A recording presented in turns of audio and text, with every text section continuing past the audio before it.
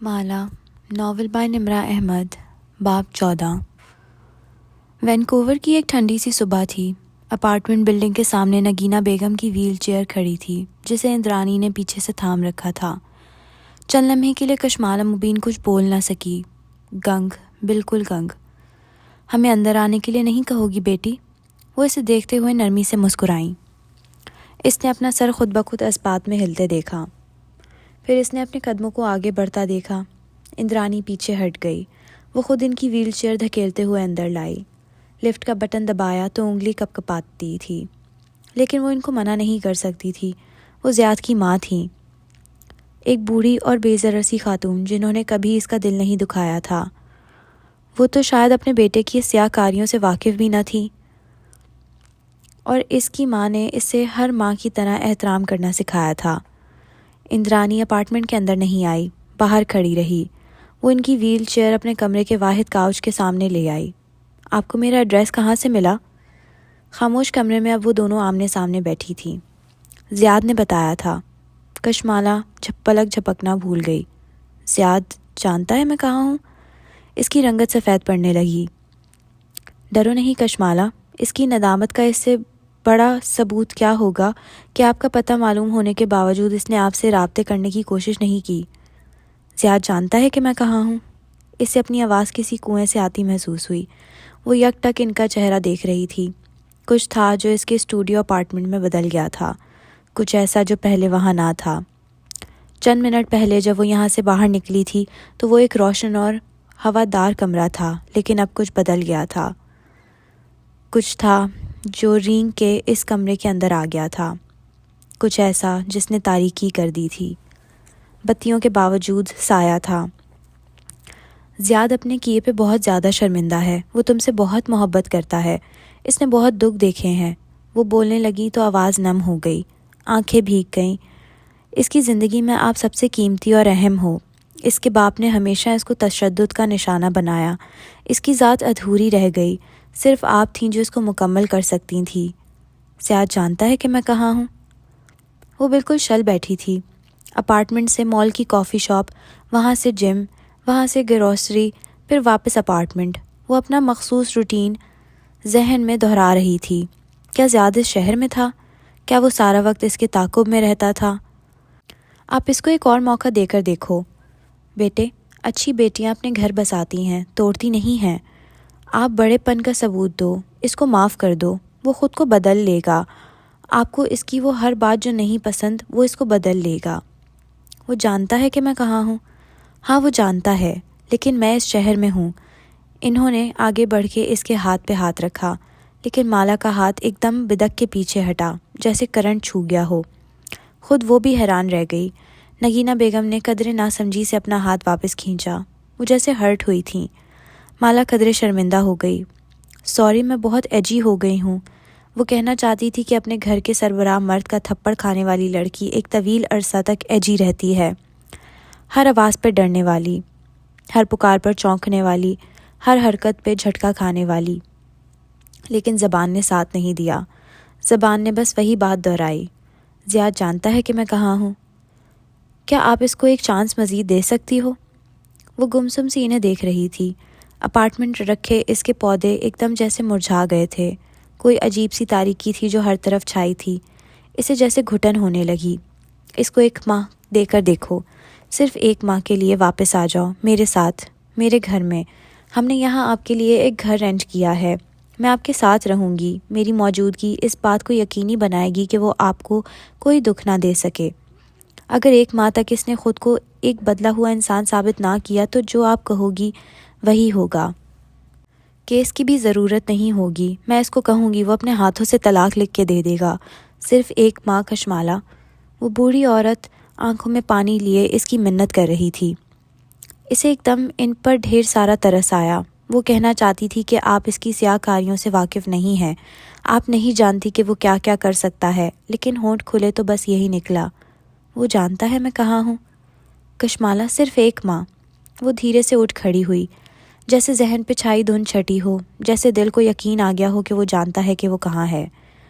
Nageena aunty, میں آپ کی بہت عزت کرتی ہوں۔ اس سب میں آپ کا کوئی قصور نہیں، لیکن میں اپنی زندگی کسی تجربے کی نظر نہیں کر سکتی۔ زیاد سلطان انسان نہیں، ایک حیوان ہے، بلکہ نہیں، وہ شیطان ہے۔ اس نے مجھ سے دھوکے سے شادی کی۔ اس نے میرے اوپر الفاظ لبوں میں روک لیے۔ یہ ایسا جرم تھا جس کا کوئی ثبوت نہ تھا، نہ کوئی گواہ۔ نگینہ بیگم کیسے یقین کریں گی کہ ان کا بیٹا جادو کر سکتا ہے؟ اس نے میرے اوپر بہت ظلم کیے ہیں۔ اب معافی کا دروازہ بند ہو چکا ہے۔ میں آپ کو بہت احترام سے واپس جانے کے لیے کہہ رہی ہوں، یہ میرا آخری فیصلہ ہے۔ اس نے آگے بڑھ کے دروازہ کھولا۔ ایک دم تازہ ہوا اندر آئی، لیکن اب بھی اندر گھٹن تھی، سیاہ گھٹن، وہ جیسے باہر نہیں نکلی۔ نگینہ بیگم نے شکستگی سے اندرانی کو اشارہ کیا۔ وہ اس کو گھورتے ہوئے اندر آئی اور ان کی ویل چیئر تھام لی۔ ایک دفعہ سوچ لو۔ نگینہ بیگم بہت افسوس اور امید سے اسے دیکھ رہی تھیں۔ اس کا دماغ دھیرے دھیرے مکمل طور پہ بیدار ہوتا گیا۔ اس نے اندر آتی اندرانی کو دیکھا۔ یہ ان کی پرانی بنگالی ملازمہ تھی۔ یہ وینکوور کیسے پہنچ گئی؟ وہ ان کو باہر لے جانے لگی جب اس نے خود کو کہتے سنا، آپ کینیڈا میں کیسے؟ میرا مطلب ہے ویزا۔ اسے یاد تھا کہ اس کا ویزا اتنی مشکل سے پروسیس ہوا تھا۔ کینیڈا کا ویزا دنیا کے مشکل ترین ویزوں میں سے ایک تھا، اور اس کے اپلیکیشن فارم کا سوال نامہ اتنا لمبا تھا جتنی کوئی کتاب ہوتی ہے۔ پھر یہ اتنی آسانی سے کیسے یہاں پہنچ گئیں؟ نگینہ بیگم نے اینک کے پیچھے سے مسکرا کے اسے دیکھا۔ میڈیکل ایمرجنسی، میں مریض ہوں اور یہ میری کیئر ٹیکر۔ ویزا تو 3 دن میں لگ جاتا ہے۔ ویسے میں علاج کے لیے یہاں آئی ہوں، لیکن اصل مقصد تم سے ملنا تھا۔ شاید میری درخواست تمہارا دل نرم کر دے۔ میرا دل سخت نہیں ہے، نہ میں سختی دکھا رہی ہوں، میں صرف اپنا راستہ علیحدہ کر رہی ہوں، کیونکہ مجھے زیاد سلطان کے ساتھ نہیں رہنا۔ وہ دروازے میں تب تک کھڑی رہی جب تک وہ دونوں لفٹ کے پار غائب ہو گئیں۔ پھر وہ تیزی سے اندر آئی، دروازہ بند کیا، بولٹ چڑھایا، ڈبل لاک کیا، کھڑکی تک آئی اور احتیاط سے باہر جھانکا۔ یہاں سے اپارٹمنٹ کی فرنٹ دکھائی نہیں دیتا تھا۔ وہ کس کے ساتھ آئیں اور گئیں کچھ معلوم نہ ہوتا تھا۔ اس کا دل بری طرح دھڑک رہا تھا، البتہ سانس بحال ہو چکا تھا، اور وہ گھٹن، وہ ایک دم سے رخصت ہو گئی تھی۔ ایک دم جیسے اپارٹمنٹ میں کچھ ہلکا پھلکا سا ہو گیا تھا۔ اس نے گردن دائیں بائیں موڑ کے محسوس کرنا چاہا۔ اس کا جسم جیسے کھل کے سانس لے رہا تھا۔ مالا نے سینے پہ ہاتھ رکھ کے اپنی دھڑکن محسوس کرنی چاہی۔ یہ کیسا احساس تھا؟ نگینہ بیگم جیسی بے ضرور خاتون کے قریب آتے ہی اس کا جسم یہ کیسی چیزیں محسوس کرنے لگا تھا؟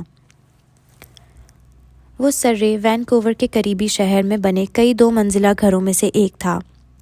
وہ سرسبز لان سے گھر گھرا تھا جس کے چاروں اطراف میں سفید باڑ لگی تھی۔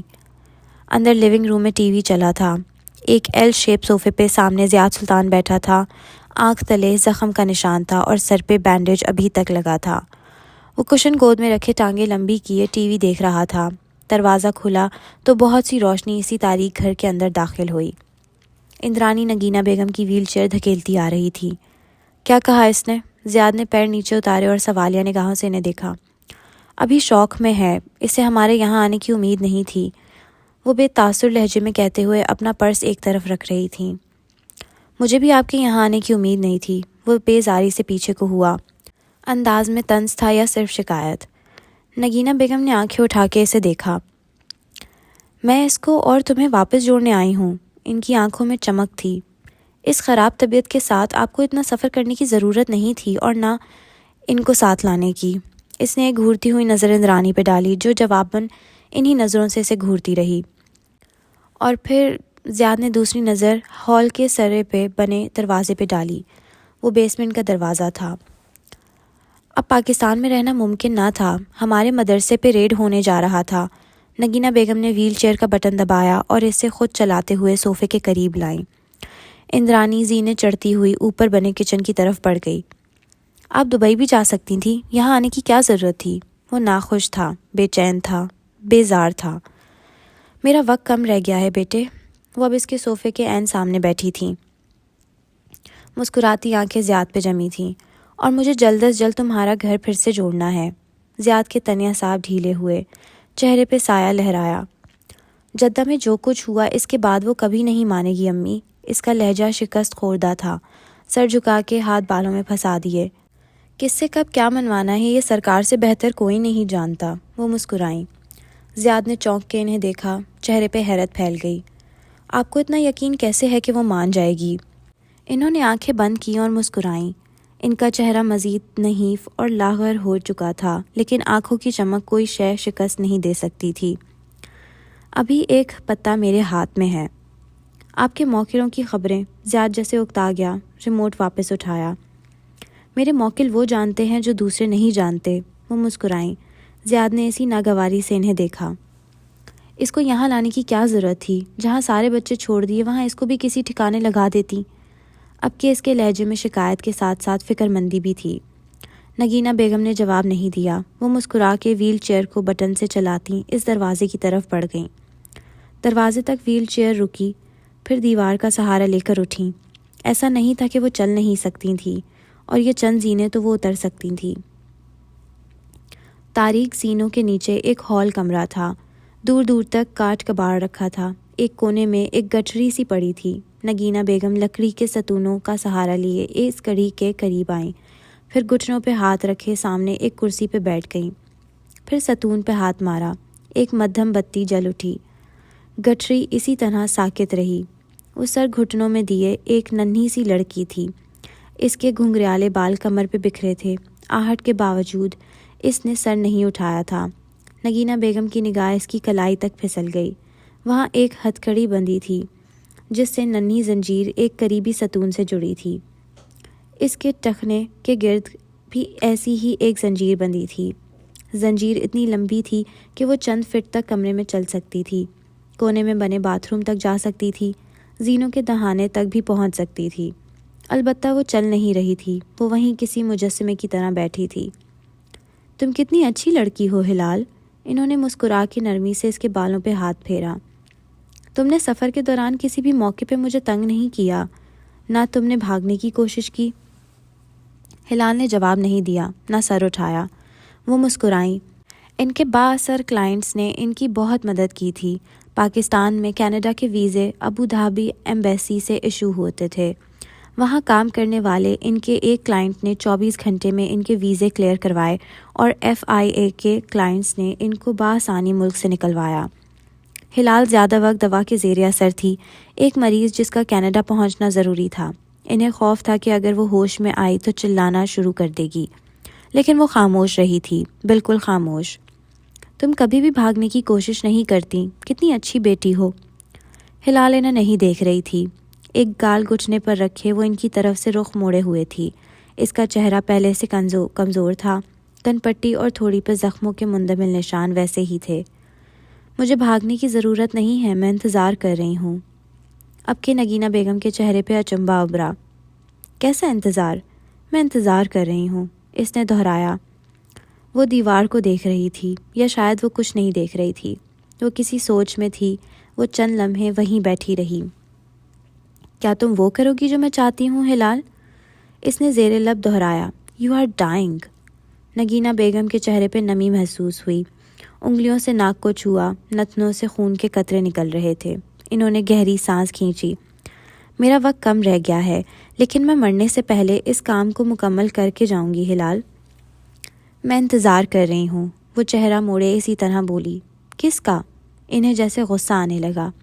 رومال ناک پہ رکھ لیا، وہ خاموشی سے بھیگتا گیا۔ وہ مجھے بچانے آئے گا۔ وہ اب آنکھیں بند کیے بڑبڑا رہی تھی۔ وہ سارا دن ساری رات اپارٹمنٹ سے باہر نہیں نکلی۔ ماہی کو نہیں بتایا کہ وہ پریشان ہوتی، اور پھر کہتی کہ واپس چلی آؤ چلی ویک۔ شام میں اس نے موید کو دوبارہ کال کی۔ وہ اس کے صبح کے رویے کی وجہ سے جاننا چاہتی تھی۔ موید تو اب تک اس کو سپورٹ کرتا آیا تھا، پھر ایک دم سے ایسا کیا ہو گیا تھا؟ یہاں پاکستان میں سب کو معلوم ہو گیا ہے مالا کینیڈا چلی گئی ہے۔ کل شام سے بہت رشتہ داروں کی کالز آئی ہیں مجھے۔ موید عجیب اکتایا ہوا لگ رہا تھا۔ جب مالا کینیڈا آئی تھی اور اس کی موید سے پہلی دفعہ بات ہوئی تھی تو وہ اس کی داستان سن کے رو دیا تھا۔ تم مجھے بتاتی مالا، میں خود تمہیں سعودیہ سے لے کر لاہور آ جاتا۔ تم نے کیسے اتنا عرصہ برداشت کیا؟ ہم یہاں اپنی زندگی میں مصروف رہے اور میری بہن پہ اتنا سب کچھ بیت گیا۔ لیکن آج اس کے انداز میں کچھ چڑچڑا پن سا تھا۔ اپنے بیڈ پہ بیٹھے آئی پیڈ کی اسکرین پہ دکھائی دیتے موید کا چہرہ اس نے بہت غور سے دیکھا۔ زیاد کی ماں آج آئی تھیں، یقیناً زیاد نے یہ باتیں رشتہ داروں میں پھیلائی ہوں گی۔ تم تو کینیڈا میں ہو نا؟ یہاں سب کچھ تو ہمیں فیس کرنا پڑ رہا ہے۔ جب بہن بھائیوں میں سے کوئی ایک طلاق لیتا ہے تو باقی سب پہ بھی اثر پڑتا ہے۔ جانتی ہوں اپنے رشتہ دار سے طلاق لینا زیادہ مشکل ہوتا ہے کیونکہ پورا خاندان انوالوڈ ہو جاتا ہے، یہ بھی جانتی ہوں۔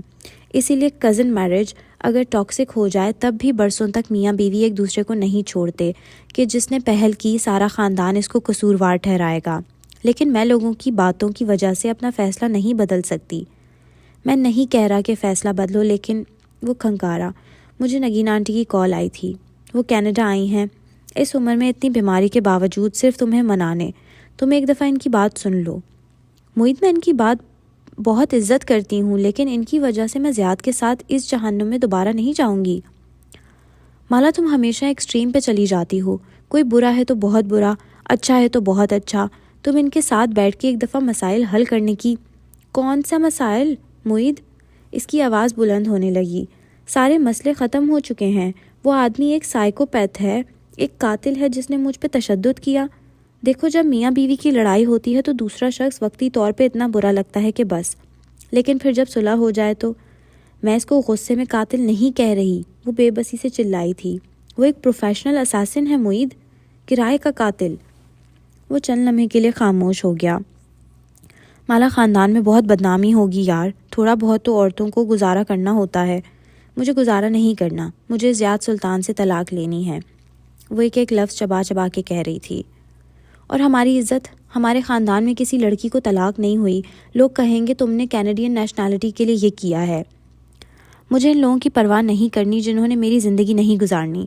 اب کے معید کو بھی غصہ آ گیا۔ تم ہمیشہ منمانی کرتی ہو اور نقصان اٹھاتی ہو۔ تم اسی طرح ماں کو چھوڑ کے اسلام آباد آ گئی تھی۔ ماں نے زیاد سے بہتر رشتے دکھائے تھے، لیکن تم نے ان کی نہیں سنی، اور اگر مالا نے اپنی ماں کی نہیں سنی تھی تو وہ تمہاری کیوں سنے گی؟ وہ اتنی درشتی سے بولی کہ معید چپ ہو گیا۔ اگر تم مجھے سپورٹ نہیں کر سکتے تو مجھے بد دل بھی مت کرو۔ جیسے تم اپنے کام میں مصروف رہ کے خاندان والوں کی غمی خوشی پہ ان کو فون تک کرنا بھول جاتے ہو، ویسے ہی اب ان کے فون نہ اٹھاؤ اور اپنی بیوی سے کہو جو اسپیکر پہ سن رہی ہے کہ میرے معاملات سے دور رہے، اور کھٹ سے فون بند کر دیا۔ معید نے بڑبڑا کے موبائل نیچے کیا اور سامنے لیونگ روم کے دوسرے صوفے پہ بیٹھی شفق کو دیکھا۔ وہ ٹانگ پہ ٹانگ جمائے چائے کا کپ ہاتھ میں لیے بیٹھی تھی، ہلکے سے کندھے اچکائے۔ اتنی بدنامی ہوگی طلاق سے، مجھے کیا، لیکن تم بھائی ہو اور خاندان کے درمیان رہے ہو، تمہیں ساری دنیا کو فیس کرنا ہے۔ میاں بیوی میں 100 مسئلے ہو جاتے ہیں، ابھی وقت ہی کتنا ہوا ہے مالا کی شادی کو، اتنی جلدی عدالت تک کون پہنچ جاتا ہے؟ اس نے سر جھٹکا اور چائے لبوں سے لگا لی۔ اس کی مرضی، وہ جو بھی کرے۔ وہ بڑبڑاتے ہوئے پہلو بدل کے رہ گیا۔ معید کا فون رکھنے کے بعد اس سے اب تک وہ باتھ روم کے سنک کے سامنے کھڑی تھی۔ معید کو جو کہنا تھا کہہ دیا، لیکن اب آنسو ابل ابل کے آنکھوں سے گر رہے تھے۔ اس نے سوچا وہ پڑھی لکھی لڑکی ہے، وہ بہادر ہے، وہ سمجھدار ہے، وہ لوگوں کی پرواہ نہیں کرے گی، وہ کسی کی باتوں سے نہیں ڈرے گی، لیکن ایک فون کال نے اس کو جھنجھوڑ کے رکھ دیا تھا۔ ساری عمر ایک ہی چیز سے خوف آیا تھا کہ لوگ اس کی ذاتی زندگی کو ڈسکس نہ کریں، کوئی اس پہ انگلی نہ اٹھائے، اور اب سب کو معلوم ہو گیا تھا۔ کیا پاکستان میں ہر رشتہ دار کے گھر میں اس وقت کشمالہ اور زیاد کی طلاق کو ڈسکس کیا جا رہا ہوگا؟ کیا وہ گوسپ کا مرکز بن گئی تھی؟ کیا لوگ اس پہ انگلیاں اٹھا رہے ہوں گے؟ سر افسوس سے جھٹکتے ہوئے کہتے ہوئے وہ تبصرہ کر رہے ہوں گے کہ لڑکی کو ہی سمجھوتا کرنا ہوتا ہے، طنز کر رہے ہوں گے کہ اس نے کینیڈین پی آر کے لیے یہ اپنے شوہر پہ الزام لگایا ہے۔ کیا 4 صدہ سے لاہور تک خاندان کی ہر بیٹی جو پڑھنے جائے گی، اپنا کیریئر بنانا چاہے گی، اسے مالا کی مثال دی جائے گی کہ دیکھو کیسے کامیاب عورتیں، پڑھی لکھی انڈیپینڈنٹ عورتیں اپنے گھر نہیں بسا سکتیں؟ کیا وہ ایک مثال تھی یا ایک تبصرہ؟ اس نے جھک کے چہرے پہ پانی ڈالا، پھر خود کو آئینے میں دیکھا۔ اس کی ناک گلابی پڑ رہی تھی۔ اس نے گیلی آنکھیں بند کی اور گہرے سانس لیے۔ 1 2 3۔ ایک طرف یہ سب تھا اور دوسری طرف زیاد سلطان تھا۔ وہ لوگوں کی ان باتوں کے ساتھ رہ سکتی تھی یا نہیں؟ وہ زیاد سلطان کے ساتھ کسی قیمت پہ نہیں رہ سکتی تھی۔ میں یہ سروائیو کر لوں گی، اس نے خود کو آئینے میں دیکھتے ہوئے دہرایا۔ مالا یہ سب سروائیو کر لے گی۔ اس صبح بس اسٹاپ تک جاتے ہوئے، مال میں داخل ہونے تک، پھر اپنی شفٹ ختم ہونے کے بعد واپسی پہ ٹم ہارٹن کے پاس رکتے ہوئے کئی دفعہ اس نے مڑ کے دیکھا۔ دائیں بائیں گردن گھما کے پیچھے کہیں بھی کوئی نہیں تھا، لیکن وہ احساس واپس آ چکا تھا، وہ احساس جو 1.5 برس پہلے شروع ہوا اور اس نے ایک کے بعد ایک باڈی گارڈ رکھنا شروع کیا تھا، اور پھر کیف آیا زندگی میں۔ اور مالا نے زور سے سر جھٹکا۔ وہ کہاں سے یاد آ گیا؟ وہ واپسی پہ ہمیشہ ٹم ہارٹن پہ رکتی تھی۔ اسے اپنی کافی شاپ کی کافی اتنی پسند نہیں تھی، شاید اسے آئندہ یہاں نہیں رکنا چاہیے۔ مال سے گھر اور گھر سے مال۔ اپنی باری آنے پہ اس نے بارسٹہ کو اپنا آرڈر سمجھایا ہی تھا جب شو کیس میں رکھے رنگ برنگے میٹھے لوازمات پہ نظر پڑی۔ ٹم ہارٹن اور جسٹن بیبر کے کولیب سے بنائے گئے بیبس، رنگ برنگے میٹھے، اشتہا انگیز۔ بارسٹہ نے اس کی نگاہوں کا تعاقب کیا۔ آپ بیبز ایڈ کرنا چاہیں گی؟ نو تھینکس، وہ جبراً مسکرائی، بال کانوں کے پیچھے خواہ اور سے۔ شوگر میری سکن خراب کرتی ہے۔ وہ سلپ لے کر پک اپ لائن کی طرف چلی گئی۔ نگاہوں کے سامنے بہت کچھ لہرایا۔ ماں کے ساتھ وہ اس شادی ہال میں آگے بڑھ رہی تھی۔ وہ دونوں ایک میز پہ آن رکی تھیں۔ وہاں وہ خاتون بیٹھی کبیرہ تائی سے کہہ رہی تھیں، میرے بیٹے نے کہا آپ نے مالا کا چہرہ نہیں دیکھا، اتنی ایکنی۔ وہ جہاز میں بیٹھی تھی، ساتھ والی سیٹ پہ بیٹھا زیاد جھکا۔ تمہارے دانے نکل رہے ہیں۔ اس کے انداز میں کوفت تھی۔ اس نے کرا کے آنکھیں بند کیں۔ جس شخص سے تعلق ٹوٹ گیا، اس کی آراء کیوں ہر پل سنائی دیتی ہے؟ وہ ہوتا تو یہ کہتا، وہ ہوتا تو یہ سوچتا، اور پھر اندر غصہ اٹھتا، نفرت، طیش۔ کسی طرح وہ اس کو بتا سکے کہ وہ غلط تھا۔ اس کی ہر رائے، ہر خیال غلط تھا۔ اس کی اچھی باتیں بھی بری تھیں، اس کے ساتھ گزری اچھی یادیں بھی تکلیف دہ تھیں۔ شاید معید درست کہتا تھا، اس کے لیے لوگ دو انتہا پہ ہوتے ہیں۔ اس نے کپ تھامتے ہوئے شو کیس کے آئینے میں خود کو دیکھا۔ بال اونچی پونی میں بندھے تھے۔ تم اپنے بال اونچے پونی میں بنایا کرو، مجھے اچھے لگتے ہیں، زیاد نے کئی دفعہ اسے کہا تھا۔ اس کے بالوں کا رنگ گہرا بھورا تھا۔ وہ یہ بھی چاہتا تھا کہ وہ ان کو رات کی طرح سیاہ ڈائی کر لے۔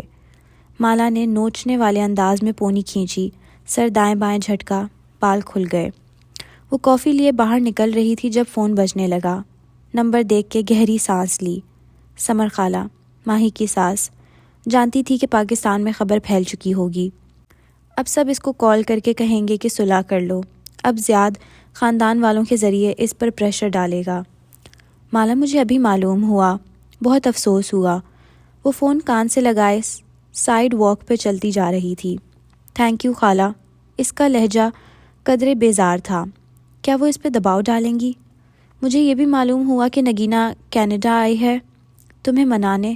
اب تم دھیان سے سنو۔ وہ چلتے چلتے سڑک کنارے بنی ایک شاپ کے سامنے رکی۔ وہ ایک بیکری تھی، گلابی اور پستہ رنگ کی بیکری، سنہری ایکسنٹ لیے۔ اس نے شیشے پہ ہاتھ رکھا۔ خالہ اگر آپ مجھے صلح کرنے کے لیے کہیں گی تو میں الفاظ گیلے ہو کے فضا میں غائب ہو گئے۔ وجہ الفاظ نہیں تھے، وجہ وہ بیکری تھی۔ اس کی نگاہیں شیشے کے پار جمی تھیں۔ وہاں ایک لڑکی ایپرن پہنے کھڑی چند ورکرز کو ہدایت دے رہی تھی۔ اسے بہت کچھ یاد آیا، اپنی پریزنٹیشن، اور وہ دن جب وہ ظہیر کے پاس پریزنٹیشن لے کر گئی تھی، وہ دن جب کیف اس کی زندگی میں آیا تھا۔ اف، اس نے سر جھٹکا۔ خالہ کچھ کہہ رہی تھی، تم طلاق لو اور ضرور لو، میں تمہارے ساتھ ہوں۔ وہ ابھی تک بیکری کے اندر سجے رنگ برنگے بیکڈ آئٹمز کو دیکھ رہی تھی۔ میں تو پہلے ہی کہتی تھی کہ زیاد تمہارے قابل نہیں ہے۔ خالہ نے اب دوسرا گیان شروع کیا۔ اف، اس نے ضبط سے مٹھیاں بھینچ لیں۔ سب یہ بات دہراتے تھے جیسے وہ سب جانتے تھے۔ وہ باہر سے سچویشن کو دیکھ رہے تھے، وہ اس سچویشن کے اندر تھی۔ سب مالا کو الزام دے رہے تھے، سب طلاق لینے والی لڑکی کو ہی الزام دیتے ہیں۔ وہ جلدی کیوں نہیں اس کو چھوڑ آئی؟ وہ اتنا عرصہ ساتھ کیوں رہی؟ اس نے آنکھوں سے پٹی جلد کیوں نہیں اتاری؟ حالانکہ زیاد بڑا قصور تشدد کرنے والا شوہر تھا۔ لوگ کسی کی طلاق کی خبر سنتے ہی پہلا تبصرہ مرد کی مذمت پہ کیوں نہیں کرتے؟ وہ اس مرد کو برا بھلا کیوں نہیں کہتے؟ اور تم کسی بھی طرح اس کی باتوں میں نہیں آؤ گی، خالہ دو ٹوک کہہ رہی تھیں۔ ڈونٹ وری خالہ، میں اپنا فیصلہ کبھی نہیں بدلوں گی۔ جیسے اس سے شادی کرتے وقت میں نے کسی کی نہیں سنی، ویسے ہی اس سے طلاق لیتے وقت بھی میں کسی کی نہیں سنوں گی۔ خالہ ٹھہری، گویا الفاظ تلاش کیے۔ مالا، تم میرے پاس امریکہ آ جاؤ۔ تمہیں یاد ہے میں نے تمہیں بات کے کزن کے رشتے کا بتایا تھا جو طلاق یافتہ تھا؟ وہ ایک دم ہنس پڑی۔ خالہ، آپ بھی کمال کرتی ہیں۔ وہ گردن پیچھے پھینکے ہنستی گئی۔ یہاں تک کہ آنکھوں میں پانی آ گیا۔ آپ کو لگتا ہے کہ مالا کو اب دوبارہ کبھی شادی کرنی ہے یا کبھی وہ کسی انسان پہ بھروسہ کر سکے گی؟ کمال کرتی ہیں آپ۔ اس نے ہنستے ہوئے سر جھٹکا اور کال کاٹ دی۔ نگاہیں ابھی تک بیکری پہ جمی تھیں۔ پھر اپنا بینک بیلنس یاد آیا، اپارٹمنٹ کا کرایہ، گروسری کے بلز، وینکوور جیسے مہنگے شہر میں رہنے کے خرچے۔ بیکری بنانا تو دور کی بات، وہ اس بیکری پہ کوئی اچھا مینجمنٹ پوزیشن بھی حاصل نہیں کر سکتی تھی۔ وہ بس اسٹاپ پہ رکی، بس کا انتظار کرنے لگی، لیکن بس کے آنے میں ابھی تاخیر تھی۔ یوں ہی پھر سے وہی احساس ہونے لگا، کوئی اس کا تعاقب کر رہا تھا۔ وہ مال کے اندر واپس آ گئی۔ اسے گھر جانے کے خیال سے خوف آنے لگا تھا۔ مال بند ہونے میں ابھی کافی وقت تھا۔ وہ اس وقت کو کاٹنے کے لیے مال کے جم چلی آئی۔ ایسے لگتا تھا کوئی بم ہے جو گرنے کا منتظر ہے۔ وہ چاہتی تھی کہ وہ سرے عام سب کے سامنے گر جائے۔ اگر وہ کہیں سائے میں ستونوں اور دیواروں کے پیچھے سے اس کو تاک رہا ہے تو سب کے سامنے آ جائے۔ اگر وہ اس کو مارنا چاہتا ہے تو سرے عام ایسا کرے، اس کے اپارٹمنٹ کی تاریکی میں نہیں، جہاں لاش چند دن گلتی سڑتی رہے۔ جو ہونا ہے دنیا کے سامنے ہو۔ آپ ممبرشپ لینا چاہیں گی؟ وہ اپنے دھیان میں ریسیپشن پہ کھڑی تھی جب ریسیپشنسٹ نے دوسری دفعہ پوچھا۔ مالا نے چونک کے اسے دیکھا۔ وہ کھڑے کھڑے زون آؤٹ ہو گئی تھی۔ جلدی سے سنبھل کے مسکرائی۔ جم کی ریسیپشن کے سامنے ایک سٹنگ ایریا بنا تھا جو خالی تھا۔ اس میں صوفے رکھے تھے اور چند پودے۔ پیچھے ایک بڑا سا بینر لگا تھا، ٹرانسفارمیشن کے 3 CS۔ وہاں انگریزی حرف C سے بنے 3 الفاظ لکھے نظر آ رہے تھے، کوچ، کنسسٹنسی، کمیونٹی۔ مجھے پیکیجز دکھائیں پلیز۔ وہ ذہن سے زیاد سلطان کو جھٹک کے بدقت مسکرائی۔ ریسیپشنسٹ نے مسکرا کے بروشر اسے تھمایا اور سادگی سے پوچھا، آپ دونوں ساتھ ہیں؟ کشمالہ مبین نے اس کی نگاہوں کے تعاقب میں اپنے پیچھے دیکھا اور پھر وہ جامد ہو گئی۔ زیاد سلطان جم کی چوکھٹ پہ کھڑا تھا، سفید شرٹ، خاکی پینٹ، جیبوں میں ہاتھ ڈالے وہ بس اس کو دیکھ رہا تھا۔ اس کا سارا وجود حرکت کرنا بھول گیا۔ وہ جہاں تھی وہیں کھڑی رہ گئی، ساکت، جامد۔ وہ آگے بڑھا۔ اس کا رخ ریسیپشنسٹ کی جانب تھا۔ جی ہم ساتھ ہیں، ہمیں تھوڑا وقت دیں، ہم ڈسکس کر کے بتائیں گے۔ ریسیپشنسٹ نے سر کو خم دیا اور ریسیور اٹھا کے کسی کو کال ملانے لگی۔ اب کہ زیاد اس کی طرف پلٹا، وہ اسے 3 فٹ دور تھا، وہ اس کے 3 فٹ قریب تھا۔ اس کی آنکھیں ساکت تھیں، وہ پلکیں تک نہیں جھپک پا رہی تھی۔ بیٹھو کشمالہ، ہمیں بات کرنی ہے، اس نے اردو میں کہتے ہوئے صوفوں کی طرف اشارہ کیا۔ وہ سنجیدہ تھا، بے تاثر۔ اس نے یہ منظر کئی دفعہ تصور کیا تھا۔ کسی دن کسی تاریک گلی میں زیاد سلطان اچانک اس کو پکارے گا۔ اس وقت اسے کیا کرنا ہے؟ اس نے ہمیشہ فرار اور مدد کے راستے سوچے تھے۔ پولیس ہیلپ لائن کو کال، چیخنا، چلانا، مدد کے لیے کیسے پکارنا۔ وہ پیروں میں جم ٹرینرز پہن کے گھر سے نکلتی تھی۔ اسے معلوم تھا کسی دن اسے اپنی جان بچانے کے لیے بھاگنا پڑے گا۔ وہ لباس کے اندر کی طرف ایک باڈی بیگ پہنتی تھی جس کی جیبوں میں کرنسی اور کارڈز تھے۔ بھاگتے ہوئے پرس جائے تب بھی اس کے پاس کچھ نہ کچھ ہوگا۔ وہ پرس میں مرچوں کا اسپرے بھی رکھتی تھی اور ایک ننھا چاقو بھی، اگر وہ قریب آیا تو اسے اپنا بچاؤ کیسے کرنا تھا۔ لیکن اب جب وہ لمحہ آیا تو وہ ہل نہیں سکی۔ زیاد صوفے کی طرف اشارہ کر رہا تھا۔ اس نے خود کو قدم اٹھاتے دیکھا۔ کسی معمول کی طرح چلتی ہوئی وہ صوفے کے ایک کونے پہ بیٹھ گئی۔ نگاہیں زیاد پہ تھیں، اس کی نگاہوں میں خوف تھا۔ وہ اس آدمی سے کبھی نہیں بھاگ سکے گی۔ وہ اس بینر کے عین سامنے بیٹھا تھا۔ اس کے کندھے کے پیچھے وہ بینر پہ چھپی عبارت پڑھ سکتی تھی، ٹرانسفارمیشن کے 3 C's۔ کشمالہ، وہ اس کو یاسید سے دیکھ رہا تھا۔ وہ دم سادے بیٹھی تھی، مٹھیوں میں پرس بھینچ رکھا تھا۔ پرس کے اندر سے اسپرے نکالنے میں زیادہ وقت لگے گا یا ساتھ رکھا گلدان اٹھانے میں؟ دروازہ کتنے فٹ دور تھا؟ وہ کتنی جلدی وہاں سے بھاگ سکتی تھی؟ وہ اس کو دیکھ رہی تھی اور دماغ اپنی جمع تفریق کر رہا تھا۔ کشمالہ، زیاد رکا۔ وہ کیا کہنے جا رہا تھا؟ وہ اس کے اوپر بک شیلف گرا کے وہاں سے نکلی تھی۔ کیا وہ اس سے ڈرائے گا، دھمکائے گا؟ کشمالہ مجھے معاف کر دو۔ دیکھتے ہی دیکھتے اس کی آنکھیں بھیگنے لگیں۔ کشمالہ نے دھیرے سے پلکیں جھپکائیں۔ پرس پہ گرفت ڈھیلی ہوئی۔ میں نے تمہارے ساتھ بہت غلط کیا۔ میں وہی بنتا گیا جو میرا باپ تھا۔ اس نے دونوں مٹھیاں باہم ملا کے اس کے سامنے باندھ لیں۔ وہ اس سے معافی مانگ رہا تھا۔ مجھے ہیلپ کی ضرورت ہے۔ مجھے سائیکولوجیکل ہیلپ چاہیے، مجھے تھیراپی میں جانا چاہیے، لیکن میں اپنا سکون دوسری چیزوں میں ڈھونڈتا رہا۔ میں اپنے باپ کے جیسا بن گیا۔ اس نے سر جھکا دیا۔ آنسو اس کی آنکھوں سے گرتے تھوڑی سے نیچے لٹک رہے تھے۔ میں نے کتنے انسان اپنے انہی ہاتھوں سے مارے ہیں۔ اس نے اپنے ہاتھ پھیلا کے انہیں دکھا، لیکن آج بھی اپنے باپ کو دیکھ کر میرا دل کانپ جاتا ہے۔ وہ ساری عمر اپنا غصہ مجھ پہ نکالتے رہے۔ وہ مجھے ہر اس چیز سے مارتے تھے جو ان کے ہاتھ میں آتی تھی، اور میں نے وہی تمہارے ساتھ کیا۔ I am so sorry. وہ یک ٹک اس کے ہاتھوں کو دیکھ رہی تھی جس پہ آنسو گر رہے تھے۔ کیا وہ تنہا آیا تھا، یا اس کے جنات موکل اس کے ساتھ آئے تھے؟ کیا وہ جادو پہ عبور رکھتا تھا؟ کیا وہ جنات کو یہاں بلا سکتا تھا؟ تمہیں مجھ سے خوفزدہ ہونے کی ضرورت نہیں ہے، اس نے آنکھیں پونچھی اور بھاری آواز میں بولا۔ میں جانتا تھا کہ تم کہاں ہو، لیکن میں تمہارے گھر نہیں آیا تاکہ تم خوفزدہ نہ ہو۔ وہ یک ٹک اس کو دیکھ رہی تھی۔ میں تمہارا تعاقب بھی نہیں کروں گا، میں تم سے فاصلہ رکھوں گا۔ تم اس شہر میں سکون سے رہو، جو کرنا چاہتی ہو کرو، لیکن پلیز طلاق مت لو۔ آنسو اس کی آنکھوں سے پھر سے بہنے لگے۔ ہاتھ نیچے گرا دیے اور گردن جھکا لی۔ میں تمہیں نقصان نہیں پہنچاؤں گا، میں یہ سب کچھ تمہیں دوبارہ حاصل کرنے کے لیے ہی کر رہا ہوں، پھر میں کیوں تمہیں ہرٹ کروں گا؟ تمہیں مجھ سے ڈرنے کی ضرورت نہیں ہے۔ اس نے بھیگی پلکیں اٹھا کے اسے دیکھا۔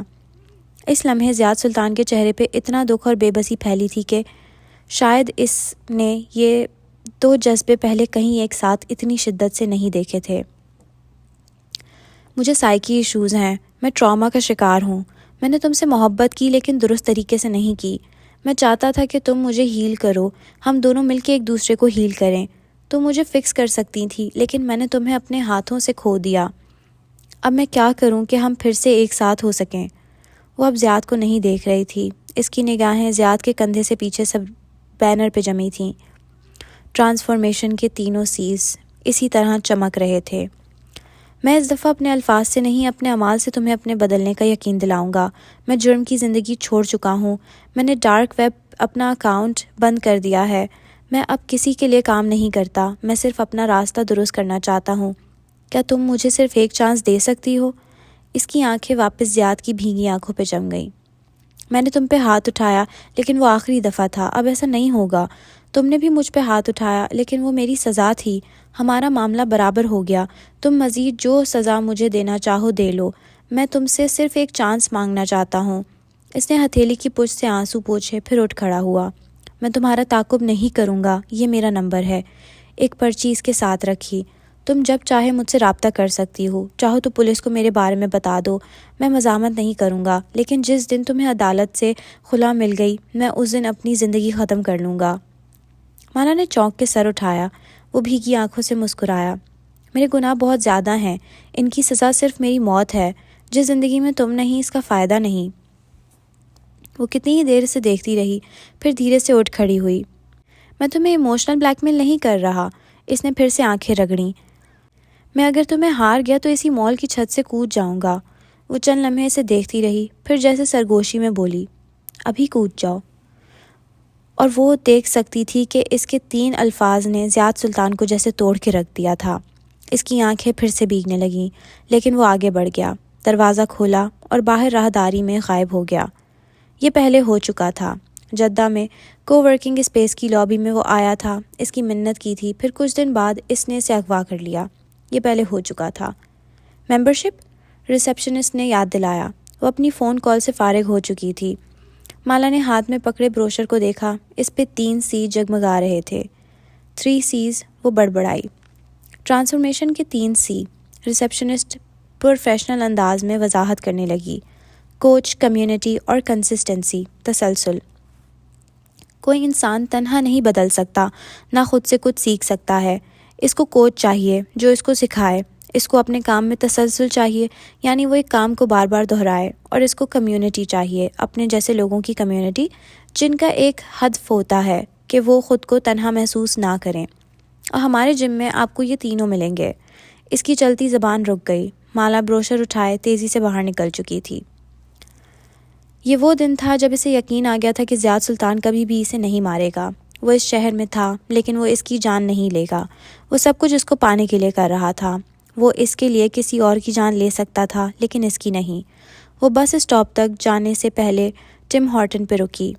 مجھے بیپس چاہیے اور ڈونٹس بھی۔ مسکرا کے بارسٹہ کو اپنا آرڈر لکھوایا، وہ بھی مسکرا دی۔ دانے نکلتے ہیں تو نکلیں، جلد خراب ہوتی ہے تو ہو۔ اس وقت کشمالہ مبین کو کسی کی پرواہ نہیں تھی۔ ہم اس سے ڈرتے ہیں جس کو سمجھ نہیں سکتے۔ حسب عادت روم میٹ آج رات بھی کمرے میں نہیں تھی، وہ تنہا تھی۔ فرش پہ بیٹھے سامنے رکھے آئی پیڈ پہ دکھائی دیتے صفورہ کے چہرے کو دیکھتے ہوئے وہ کہہ رہی تھی، کیا مطلب؟ میں زیاد سلطان اور اس کی اندیکھی طاقتوں سے ڈرتی تھی۔ اتنے ہفتوں سے میں اس خوف کا شکار تھی کہ وہ مجھے اپنے جنات سے نقصان پہنچائے گا، لیکن میں غلط تھی۔ غلط کیسے؟ یاد رکھو، وہ جادو وغیرہ کرتا ہے، اس کے پاس جنات بھی ہوں گے۔ ٹرانسفارمیشن کے 3 C's۔ وہ کھلے ہوئے ڈبے سے ڈونٹ نکال رہی تھی۔ Coach, consistency, community. کیونکہ کوئی بھی اکیلا ایک نئے سفر پہ نہیں چل سکتا اور نہ کامیاب ہو سکتا ہے۔ یعنی نہ وہ خود جادو کرتا ہے، نہ وہ جنات کو لے کر گھوم رہا ہے۔ وہ ایک عام سا انسان ہے۔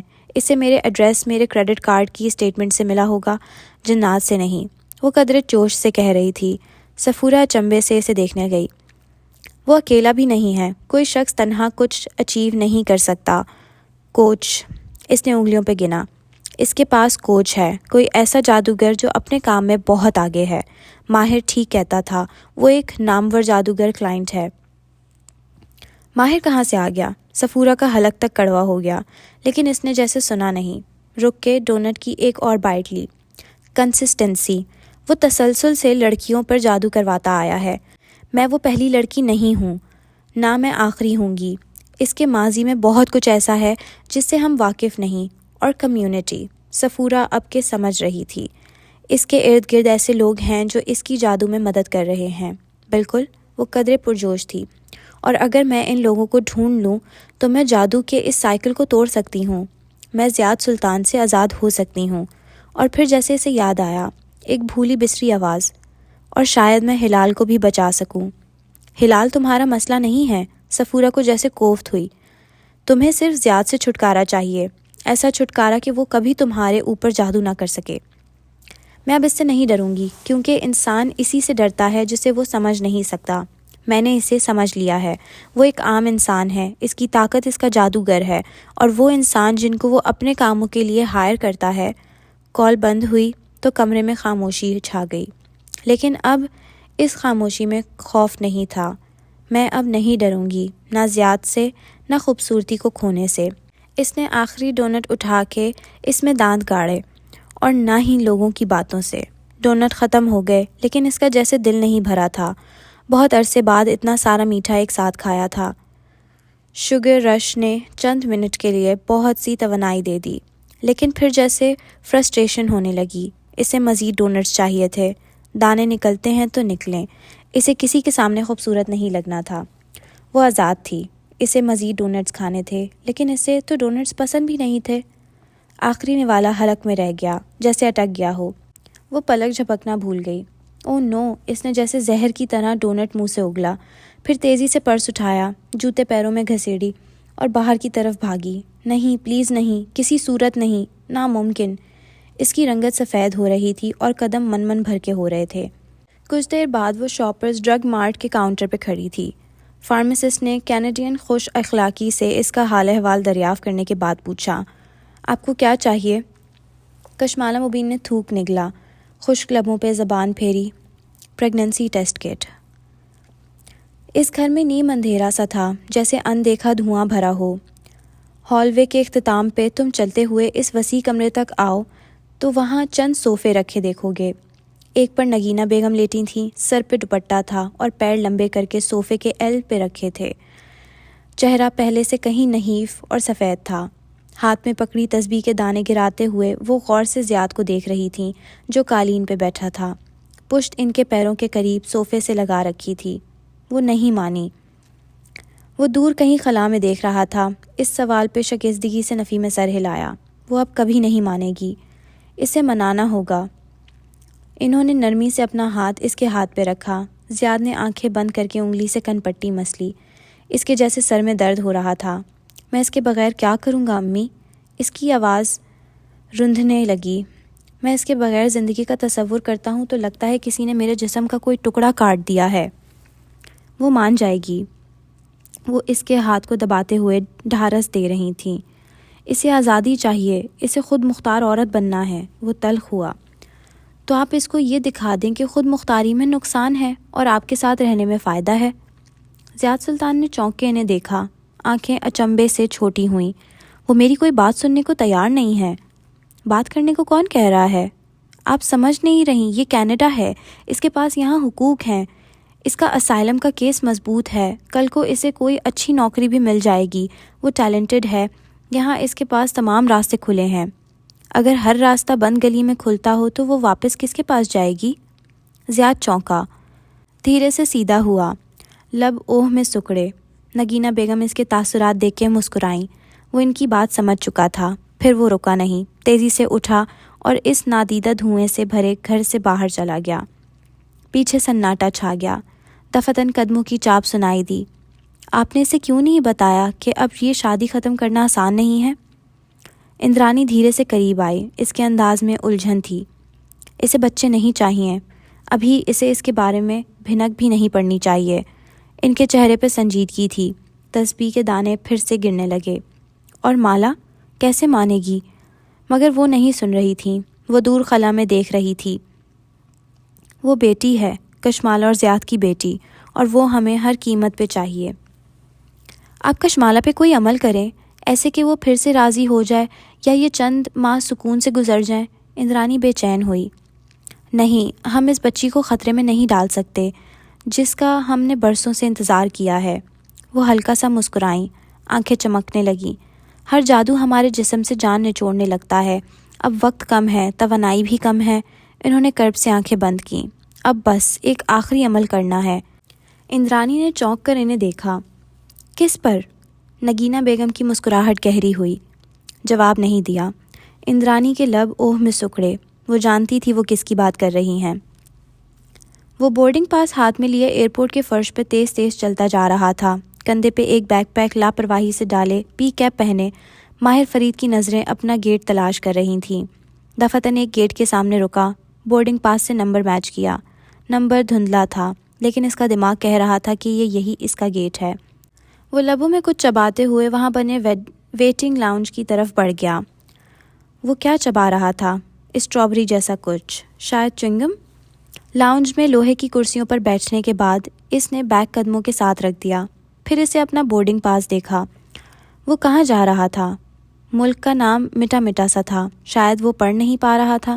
پھر اس نے سر اٹھا کے گیٹ کو دیکھا۔ وہ اکنامی میں سفر کیوں کر رہا تھا؟ اس نے ایئر لائن کا دھندلا سا لوگو دیکھا۔ اس ایئر لائن کا تو وہ ممبر تھا۔ وہ اور کیا چبا رہا تھا؟ اسٹرابری؟ رس بھری؟ دفتن اس کے کوئی قریب آتا محسوس ہوا۔ وہ 4 لوگ تھے۔ وہ باری باری آئے اور اس کے دائیں بائیں خالی کرسیوں پہ بیٹھتے گئے۔ کسی احساس کے تحت اس نے سر اٹھایا۔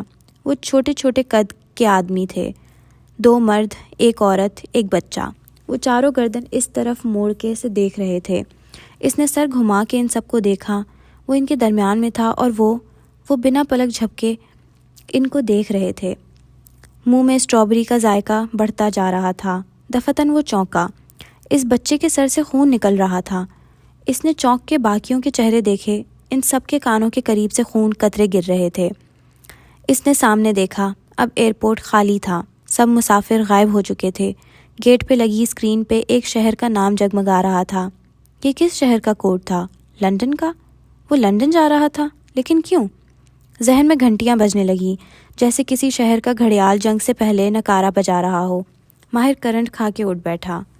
ہر طرف اندھیرا تھا۔ وہ اپنے بیڈ روم میں تھا۔ اس کا لباس پسینے میں بھیگا تھا۔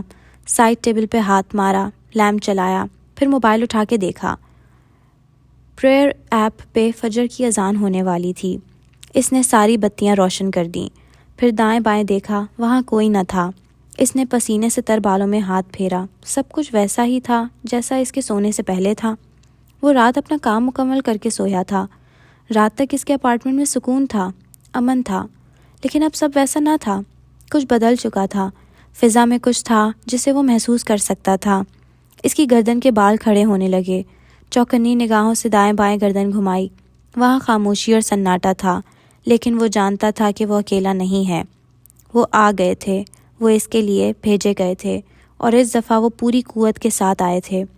برسوں بعد سرکار نے ایک دفعہ پھر اس کی طرف اپنا جادو پھینکا تھا۔ یہ کیسے ممکن ہے مالا؟ صفورہ سنتے ہی چلائی تھی۔ تم پل پہ تھیں؟ اس نے صفورہ کو یہ خبر دینے میں 1 ہفتہ لگایا تھا۔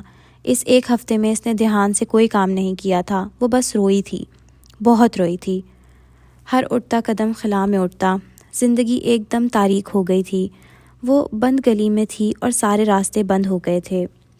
برتھ کنٹرول 1000 وجوہات کے باعث ناکام ہو سکتا ہے صفورہ۔ شاید 1-2 دفعہ دوا دیر سے لی تھی، اس کی سزا ہے۔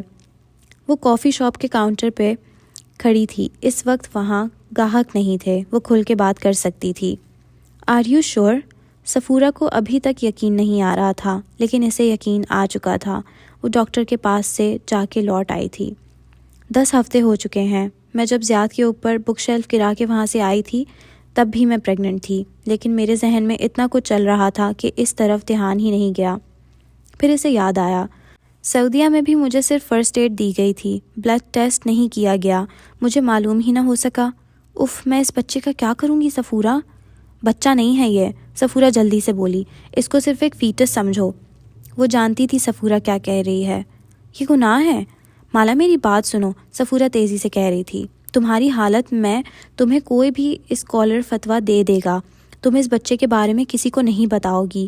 کینیڈا میں ابارشن لیگل ہے، تم چپ چاپ کسی ابارشن کلینک میں جاؤ گی اور اس بچے کو ابارٹ کروا دو گی، تم کسی قاتل کا بچہ اس دنیا میں نہیں لاؤ گی۔ پھر وہ رکی، اور اگر وہ بیٹی ہوئی تو اور بھی برا ہے۔ پرتشدد باپ کی بیٹیاں آگے جا کے بھی ابیوز ہوتی ہیں۔ بیٹی؟ اس کے دل کو دھکا سا لگا۔ دیکھو تمہارے آگے تمہاری ساری زندگی پڑی ہے، پلیز اس بچے کو ابارٹ کر دو۔ ابھی 10 ہفتے ہوئے ہیں، ابھی روح نہیں داخل ہوئی، روح داخل ہو جائے تو پھر یہ قتل ہوگا۔ گناہ ہوتا ہے دونوں صورتوں میں، لیکن صفورہ نہیں سن رہی تھی۔ اگر یہ بچی دنیا میں آ گئی تو تم ساری عمر کے لیے اپنے پیروں میں زنجیر پال لو گی۔ صفورہ نے خود سے فرض کر لیا تھا کہ وہ بچی تھی۔ تم کبھی زیاد سے پیچھا نہیں چھڑا سکو گی۔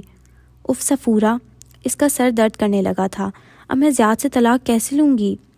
طلاق تم اب بھی لے سکتی ہو، طلاق پریگننسی میں بھی ہو جاتی ہے، بس اس کی عدت بچہ پیدا ہونے کے بعد یا پریگننسی ضائع ہونے تک ہوتی ہے۔ بس تم زیاد کو اس بارے میں نہیں بتاؤ گی۔ اس کو بچے نہیں چاہیے تھے، دل کو تکلیف ہوئی۔ مسئلہ ہی ختم، نہ اس کو چاہیے نہ تمہیں، بس تم اس بچے کو اس دنیا میں نہیں لاؤ گی مالا، صفورہ زور دے کر کہہ رہی تھی۔ مالا نے سر ہلا دیا، اس کا دماغ ابھی تک سائیں سائیں کر رہا تھا۔ کشمالا؟ وہ بری طرح چونکی۔ جے پریت اس کے سر پہ کھڑی تھی۔ اس نے جلدی سے فون رکھا اور اس کی طرف متوجہ ہوئی۔ سٹنگ ایریا میں کسی نے کافی گرا دی ہے، سارا فرش چپ چپ ہو رہا ہے، جاؤ موپ لگا دو۔ جے پریت اس فرنچائز کی مالکن تھی، درمیانی عمر کی سکھ عورت، اس کو سب جے پی کہتے تھے۔ شور، وہ خاموشی سے آگے بڑھ گئی۔ یہ اس کی ڈیوٹی نہیں تھی، جے پی کسی اور کو بھی کہہ سکتی تھی، لیکن وہ ایسے کام اسی کو کہا کرتی تھی۔ خیر، وہ کر لے گی۔ کوئی ابھی وہاں کافی گرا گیا تھا، وہ احتیاط سے جگہ صاف کرنے لگی، پھر موپ لگانے سے پہلے بغل میں بنے اسٹور روم تک آئی۔ کسی شے کی تلاش میں وہ ادھر ادھر دیکھا۔ کشمالا، جلدی کرو یار، جے پی اکھڑی سی پکار رہی تھی۔ اس کا دماغ آج کل آدھا کام کر رہا تھا، آدھا پیچھے کہیں الجھا تھا۔ کچھ دیر بعد وہ فرش کو اسٹیم موپ کر کے فارغ ہوئی، اب وہ صاف تھا۔ اس کی کمر میں درد اٹھنے لگا تھا۔ وہ موپ اسٹور روم میں واپس رکھنے گئی ہی تھی کہ باہر سے چیخ سنائی دی۔ اس کا دل ایک دم اچھل کے حلق میں آ گیا۔ یا اللہ خیر! وہ دوڑتے قدموں سے باہر گئی۔ اگلے چند لمحے کسی فلم کی طرح گزرے، سلو موشن فلم۔ ایک درمیانی عمر کی عورت فرش پہ گری چلا رہی تھی۔ ورکرز اس کے گرد اکٹھے ہو رہے تھے۔ جے پی ہاتھ جوڑتے ہوئے پریشانی سے کچھ کہہ رہی تھی۔ وہ گمسم سی کرسی کے کنارے بیٹھ گئی۔ ایمبولینس کا سائرن، بھاگتے ہوئے اہلکار جو اسٹریچر لا رہے تھے، جے پی گھورتی نظریں۔ وہ عورت ابھی تک درد سے چلا رہی تھی، ساتھ ہی وہ انگلی اٹھا کے جے پی سے کچھ کہہ رہی تھی۔ وہ سر دونوں ہاتھوں میں گرائے وہیں بیٹھی تھی جب مجمع چھٹا اور شور کم ہوا۔ تم نے کوشن بورڈ کیوں نہیں رکھا تھا موپ لگانے سے پہلے؟ وہ کرسی پہ بیٹھی تھی اور جے پی اس کے سر پہ کھڑی چلا رہی تھی۔ میں اسٹور میں گئی تھی، وہ وہاں نہیں رکھا تھا، میں تم سے پوچھنے آ رہی تھی۔ پھر پوچھا کیوں نہیں؟ میں بھول گئی تھی۔ اس نے سر پھر سے دونوں ہاتھوں میں گرا دیا۔ تمہیں اندازہ ہے کہ تم نے کیا کیا ہے؟ جے پی کرسی کھینچ کے سامنے بیٹھی۔ اس کا چہرہ غصے سے سرخ ہو رہا تھا۔ تم نے ویٹ فلور کا بورڈ نہیں رکھا۔ ایک عورت تمہاری وجہ سے گیلے فرش پہ پھسل گئی۔ اگر اس کی کوئی ہڈی ٹوٹ گئی تو اس کے میڈیکل بلز کون بھرے گا؟ تمہارے پاس انشورنس ہے؟ اس کی آنکھیں بھیگنے لگیں۔ نفی میں سر ہلایا۔ اس کی انشورنس تو اتنی بھی نہیں تھی کہ اس عورت کی مرہم پٹی کروا سکتی۔ کہاں ہاسپٹل بلز؟ اور اگر سرجری ہوئی تو ہزاروں ڈالرز کا خرچہ ہوگا۔ کون ادا کرے گا؟ میں سچ کہہ رہی ہوں، بورڈ وہاں نہیں پڑا تھا۔ اسے بار بار رونا آ رہا تھا۔ خلا کا کیس، پریگننسی ٹیسٹ اور یہ مسئلہ، سب کچھ ریکارڈ ہو چکا ہے۔ جے پی نے فکر مندی سے دیوار پہ لگے کیمرے کو دیکھا۔ ہمیں تمام ثبوت محفوظ رکھنے ہوں گے۔ میں اپنے وکیل کو کال کرتی ہوں۔ اس پہ ایک گھورتی نظر ڈال کے وہ اٹھ کھڑی ہوئی۔ اگر اس عورت کو کچھ ہوا تو تم اس کے ہاسپٹل بلز کا ایک ایک سینٹ ادا کرو گی کشمالہ۔ وہ پھنکارتے ہوئے آگے بڑھ گئی۔ وہ کتنی ہی دیر وہاں بیٹھی رہی، پھر ایک دم اٹھی اور تیزی سے اسٹور روم تک آئی۔ دروازہ کھولا۔ پیلے رنگ کا بورڈ سامنے ہی رکھا تھا۔ اس کا دماغ گھوم گیا۔ اسے یہ پہلے کیوں نہیں نظر آیا؟ اس نے کیسے بورڈ رکھے بغیر منہ پر کر دیا؟ اسے زور کا چکر آیا تھا۔ ایک دم کسی نے پیچھے سے اسے تھام لیا۔ چند لمحے ہر جگہ تاریکی چھا گئی۔ پھر اس نے پلکیں جھپکائیں۔ وہ دیوار کا سہارا لیے کھڑی تھی اور اس کو سیاہ مضبوط ہاتھ نے تھام رکھا تھا۔ مالا نے پلٹ کے دھندلی نگاہوں سے دیکھا۔ وہ پیٹریشا تھی، اس سے چند برس بڑی سیاہ فام عورت جو اس کے ساتھ اسی شاپ پہ کام کرتی تھی۔ سب اسے پیٹ کہتے تھے۔ پیٹ، تھینک یو۔ وہ پھیکا سا مسکرائی۔ پیٹریشا اسے سہارا دے کر باہر کرسیوں کی طرف لائی، وہاں واپس بٹھایا۔ پانی کا گلاس اس کے ہاتھ میں تھمایا اور دوسرے میں اسٹرا۔ میں سچ کہہ رہی ہوں، وہ بورڈ اس وقت وہاں نہیں تھا۔ سنو مالا، گھنگریالے بالوں کا کس کے جوڑا بنائے، ایپرن پہنے سنجیدہ سیاہ فام چہرے والی پیٹ بولی۔ بورڈ وہاں تھا یا نہیں، غلطی تمہاری ہے، لیکن جے پی اس معاملے کو سنبھال لے گی۔ تم وہی کرو جو وہ کہتی ہے۔ مگر تمہارا اسائلم کیس چل رہا ہے نا؟ اور اس کا سانس رک گیا۔ اوہ نو، تمہیں ہر صورت اس معاملے کو عدالت کے باہر حل کرنا ہے۔ تمہارے خلاف اگر کسی قسم کے چارجز فائل ہوئے تو حکومت تمہیں اسائلم نہیں دے گی۔ تمہیں اپنا ریکارڈ کلین رکھنا ہے۔ اس نے سر اس بات میں ہلا دیا۔ پیٹ نے اس کے کندھے کو تھپ تھپایا اور واپس کاؤنٹر کی طرف چلی گئی۔ کچھ دیر تک شاپ عارضی طور پہ بند رہی تھی، اب اسے دوبارہ کھول دیا گیا تھا۔ اس میں اب واپس جانے کی سکت نہیں تھی۔ میرا وکیل اس سے بات کرنے کی کوشش کرے گا۔ جے پی واپس اس کے پاس آئی۔ وہ بس گردن اٹھا کے خالی نظروں سے اسے دیکھے گئی۔ صبح تک معلوم ہوگا کہ کیا ہوتا ہے، لیکن اس نے انگلی اٹھا کے گھورتی نگاہوں سے تنبیہ کی، تم اس کے علاج کا خرچہ اٹھاؤ گی کشمالہ؟ اس نے بھیگی آنکھوں سے اس بات میں سر ہلا دیا۔